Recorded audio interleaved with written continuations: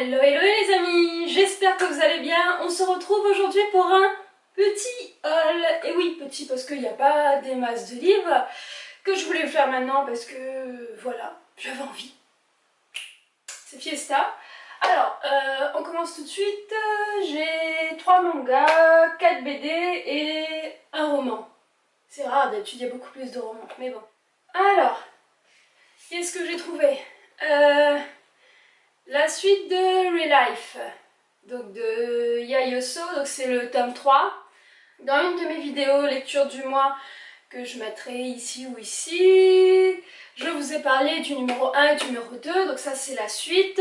Arata est adulte, il a raté sa vie parce qu'il n'a pas de travail si ce n'est qu'un petit job alimentaire et on va lui proposer le programme Real Life qui correspond à revivre ses 17 ans, son année de lycée et pouvoir apprendre de ce qu'il va revivre, changer de vie et à la fin de cette année on lui proposera un travail à nouveau, il redeviendra adulte, on lui reproposera un travail.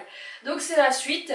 Je vais vous faire une chronique manga sur ces 3 tomes, donc je vous la mettrai, ça va arriver bientôt. Ensuite nous avons un folio d'€.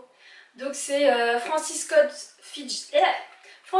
Fitzgerald, l'étrange histoire de Benjamin Button. Donc je connaissais le film, j'ai beaucoup aimé le film et je ne savais pas que ça venait d'un roman et en plus aussi petit que ça, donc je vais le lire très rapidement pour faire une chronique là-dessus. Donc pour ceux qui ne connaissent pas, je vous dis ce qu'il y a derrière. Dès sa naissance, loin d'être un beau poupon joufflu, Benjamin Button ressemble à un vieillard voûté et barbu. Ses parents découvrent peu à peu qu'il rajeunit chaque jour. De vieillard, il devient un homme mûr, un jeune homme, un enfant. Bénédiction ou malédiction? Pour ceux qui ont vu le film, vous savez. Pour les autres, à très bientôt pour cette chronique.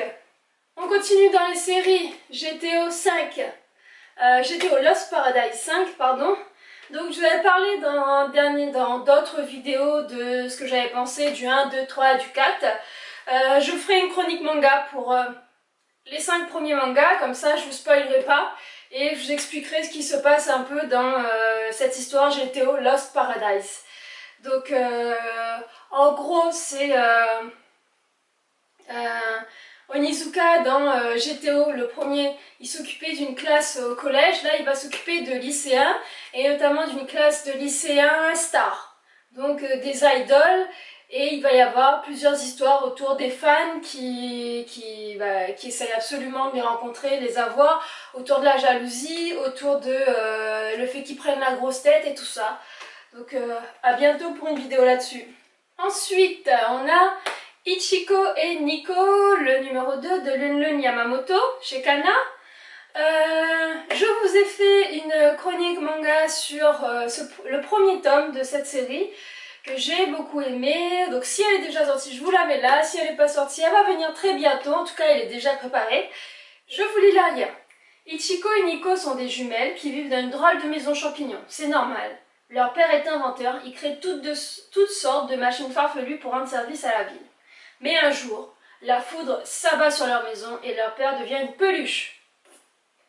La peluche Moko bouge, parle et continue de mettre au point de nouvelles inventions. Et la vie d'Ichiko et Nico n'en devient que plus amusante. Donc c'est un peu what the fuck, c'est mignon et moi j'adore.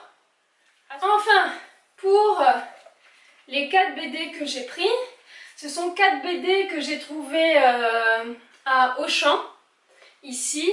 Et c'est des BD qui sont édités par Orphi. Orphi c'est un éditeur réunionnais qui publie essentiellement des auteurs réunionnais d'ailleurs. Et il y avait une promotion sur ces BD qui était à 2 €. Donc à 2 €, j'ai pas réfléchi. Vous vous rendez compte, à 2 €, je regardais, j'ai vu que c'était pas moche et j'ai pris. Donc, on a Matt la Hargue, les îlots de Hildegarde, pardon, je vous lis l'arrière. Qu'est-il arrivé à ce beau garçon? Enfin, il se croit beau. Que tout le monde, sauf lui, va nommer Matt la Hargne. Et pourquoi le petit village des pirates, à l'exception notable de la ravissante Lily, hélas pour notre héros, entre-t-il dans une telle excitation à sa vue? C'est le début d'une aventure échevelée avec des messieurs barbares, héroïques ou fourbes, voire carrément tortueux, et avec des dames au tempérament certain, avec un perroquet intellectuel curieusement porté sur les jeux de mots. Et un anglais perfide, sans lequel il n'y a pas de bonne histoire de Forban.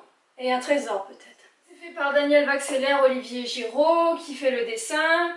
Vaxelaire, c'est un grand auteur. Voilà.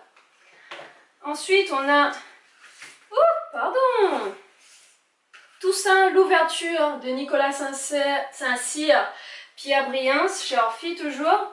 Donc c'est sur l'esclave Toussaint, son histoire à Tahiti, aux Caraïbes.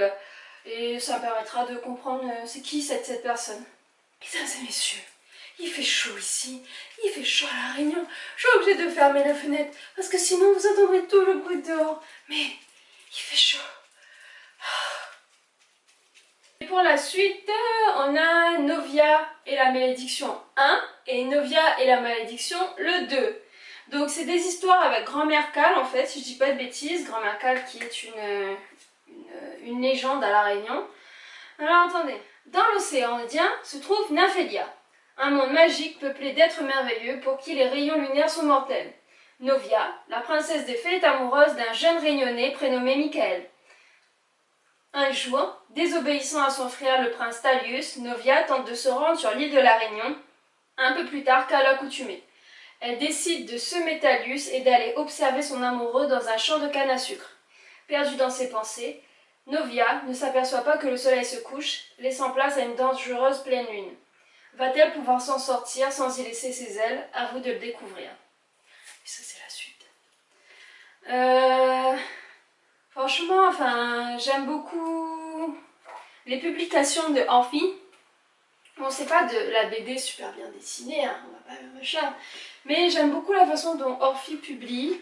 Le fait que ce soit empreint d'humour, mais aussi que ce soit très lié à la culture réunionnaise. Et je vous donnerai rapidement des nouvelles de ça, enfin des 4 livres que j'ai achetés chez Orphie. Je ferai sûrement des chroniques à propos, donc tenez-vous au courant. Nous avons survécu à la chaleur, les amis. Et aussi à ce haul, si vous êtes arrivés jusque-là. Donc, ce sera tout pour aujourd'hui. À la prochaine. N'oubliez pas les pouces, n'oubliez pas de vous abonner, de me dire ce que vous pensez de ces livres. Je sais que ceux qui sont pas à La Réunion ont du mal à trouver ce qui est de Orphie encore. Vous savez, maintenant c'est la mondialisation. Vous avez normalement accès à tout, donc vous pouvez les trouver si vous voulez. Et j'ai bien des livres japonais. Hein. Bon, à ciao, bye les amis.